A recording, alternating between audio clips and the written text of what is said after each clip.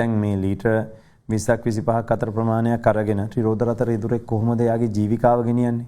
ඒතර එන්න ප්‍රශ්න මතුවෙනවා. කුණු දූවිලි වලින් ඔබේ සම ආරක්ෂා කර පිරිසිදු කරයි. ඔනිල් ඇක්ටිවේටඩ් charcoal face wash. ත්‍රිරෝද රතේ තියාගෙන ඉන්න වෙනවා. QR එකේ තෙල් ටික ගහන්න කියනවා. ඒතර සතිය ලැබෙන සීමාවෙන් තමයි එයා ජීවත් වෙන්න ඕන. ඒ ඇස්සේ ඇවිල්ලි වෙලා ආණ්ඩුවේ පාර්ශවයේ නිලධාරි කියනවා ඉස්සරහට යන විදිහට මේක කෝට එකක් සීමා කරන්න වෙයි. QR එකක අතිශය තදින් ක්‍රියාත්මක කරනවා.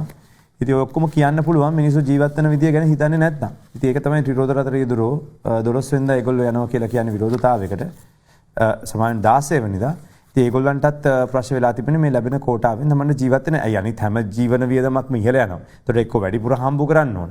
එක්ක ගාන වැඩි කරන්න ඕන.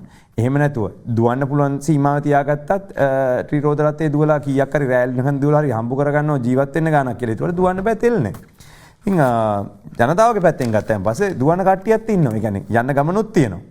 යන්න විදිහකුත් නැහැ. ඔය අතර අද දවසේ ලැබෙන ඉන්ධන කොටා ප්‍රමාණවත් නැහැ කියලා 16 ත්‍රිරෝද රත රියදුරගේ පෙළපාලිය සංවිධානය කරනවා ත්‍රිරෝද රත එකමුතුව කියලා තියෙනවා. ඉතින් ඒ කියන්නේ සතියට ලබා දෙන මේ ලීටර් 20 කොටාව ප්‍රමාණවත් නැහැ කියන එක තමයි ඒගොල්ලෝ පැහැදිලිවම ප්‍රකාශ කරලා තිබෙන්නේ. ඒ සාමාන්‍යයෙන් ඒගොල්ලෝ කියනවා මාසයකට දෙවතාවක් මිල වැඩි වෙනවා. එක පැත්තෙන් දෛනිකව ඉන්ධන ලීටර 6ක් බැගින් සතිය දින 6ට ඉන්ධන ලීටර 36ක් ලබා ගන්න ඕන. එතකොට ඉන්ධන කෝටාව ලබා ගැනීමේ ක්‍රියාත්මක වන ඔත්තේ රටේ ක්‍රමවේද ඉවත් කරලා දෙන්න. කිලෝමීටරයට අය කරන මුදල සම්බන්ධ විද්‍යානුකූල ක්‍රමවේදයක් හදන්න කියන එකයි ඔවුන් ඉල්ලීමක් විතර කියලා තියෙන්නේ. මොකද දැන් මීටර් ටැක්සි අරමුණු ක්‍රියාත්මක කරලා ඒ මීටරේ වෙනස් කරන්නම බෑනේ මේ තෙල් මිල වැඩි වෙන එකත් එක්ක. ඒතර ඒකටත් වෙනම ගාණක් දෙන්න ඕන මීටරෙන් දුවනවනේ.